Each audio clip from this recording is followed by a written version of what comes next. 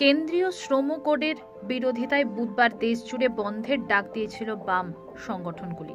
সেই বন্ধকে ঘিরে উত্তপ্ত হয়ে ওঠে হুগলির আরামবাগ বাস স্ট্যান্ড চত্বর। আরামবাগের বাম সংগঠনের কর্মীরা রাজ্য সড়ক অবরোধ করে বিক্ষোভ দেখায় বিভিন্ন দাবি দাওয়া নিয়ে।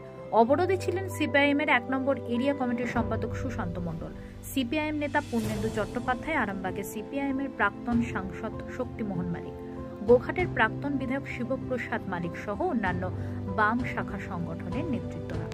এদিনের অবরোধের কারণে বেশ কিছুক্ষণ যান চলাচল বন্ধ হয়ে যায়। সমস্যায় পড়তে হয় বাস যাত্রীদের। এই ধর্মঘট কর্মসূচি মূলত শ্রমজীবী মানুষের স্বার্থে ও কেন্দ্র রাজ্য সরকারের নীতির বিরুদ্ধে সংগঠিত হয়েছে বলে জানান বাম নেতৃত্বরা। রাস্তায় পতাকা হাতে কর্মীর সমর্থকরা ব্যাপক বিক্ষোভ দেখায় দফায় দফায়। দেখুন বিস্তারিত।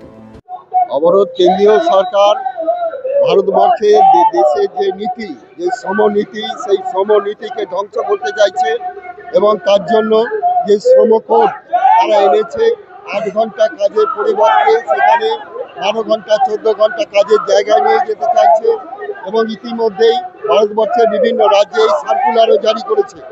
এবং এছাড়াও ভারতবর্ষের বিভিন্ন জায়গায় কেন্দ্র সরকার যেভাবে কৃষক মারা নীতি গ্রহণ করেছে, কৃষকদের ফসলে যে ন্যায্য ন্যূনতম যে সহায়ক মূল্য, সেই সহায়ক মূল্য থেকে কৃষকদের বঞ্চিত করেছে। দেশে যে রাষ্ট্রায়ত্ত শিল্প সংস্থাগুলো আছে, সেই রাষ্ট্রায়ত্ত শিল্প সংস্থাকে একের পর এক বেসরকারীকরণ করছে, ব্যক্তি মালিকানার হাতে তুলে দিচ্ছে। দেশের বেকার ছেলে মেয়েদের কর্মসংস্থানে কোনো জায়গা নেই। কর্মসংস্থানের ক্ষেত্রে দেশের সরকার হাত গুটিয়ে নিয়েছে। নারী নির্যাতন চরম একটা জায়গায় যাচ্ছে। দেশের অভ্যন্তরে জাতপাতকে একটা ধ্বংসাত্মক জায়গায়, মানুষের ঐক্য সেখানে বিভেদের জায়গাটাকে ক্রমশ জটিল করছে। বেকারদের কর্মসংস্থান যেমন জায়গা নেই, দেশের যে খেতমজুর, যে গরিব শ্রেণীর মানুষ, তাদের কাজের জায়গা ক্রমশ সংকুচিত করে দিচ্ছে।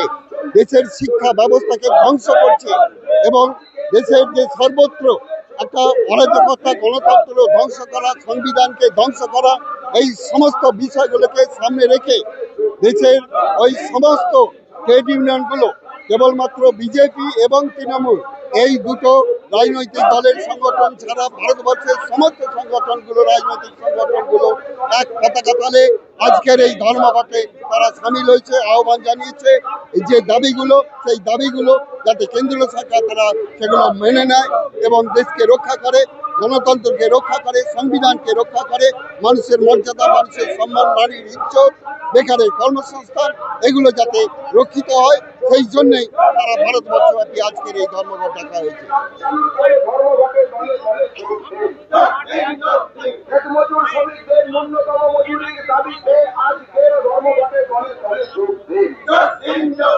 জীবনদায়ী ঔষধের দাম কমানোর দাবিতে আজকের ধর্মঘটে দলে দলে যোগ দিন। কৃষকের কৃষি ফসলের ন্যায্য মূল্যের দাবিতে আজকের ধর্মঘটে দলে দলে যোগ দিন। বেকারের স্থায়ী কাজের দাবিতে আজকের ধর্মঘট সফল করুন। ধর্মঘট চলছে, চলবে, রাষ্ট্রায়ত্ত সম্পত্তি ব্যাংকে বেসরকারীকরণের বিরুদ্ধে আজকের ধর্মঘট চলছে, চলবে। সকলের জন্য শিক্ষা চাই, শিক্ষা শেষে স্থায়ী কাজ চাই, এই দাবিতে আজকের ধর্মঘট চলছে।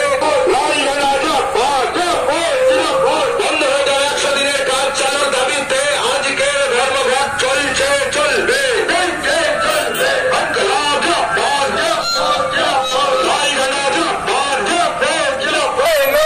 8 ঘন্টা কাজের দাবিতে আজকের ধর্মঘট চলছে, চলবে।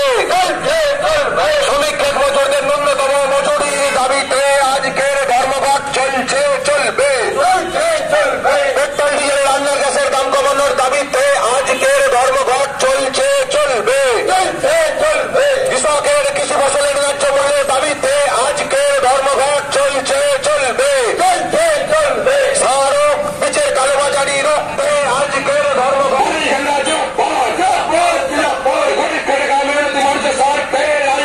সংগ্রাম চলছে, চলবে। পেট্রোল ডিজেল রান্নার গ্যাসের দাম কমাতে আজকের সংগ্রাম চলছে।